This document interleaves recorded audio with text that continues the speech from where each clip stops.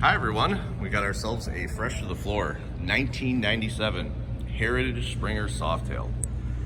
If you've been looking for one of these rare birds, here's your opportunity. I've been working here for over 10 years and I've only seen one other one of these on the floor. This is in the white with blue pinstripe. This has got brand new tires front and back. We went through this bike from tip to tail. All the beehives and the springs and everything like that, all beautiful chrome. 80 cubic inch with a 5-speed. It's got all the nice blue stitching around the seat and the bags and the accessory mud flaps and even the bag on the front and the little tassels. This bike only has 22,000 miles on it. Incredible. Coming around to the back, got fishtails on there, which is iconic for the Heritage Springer.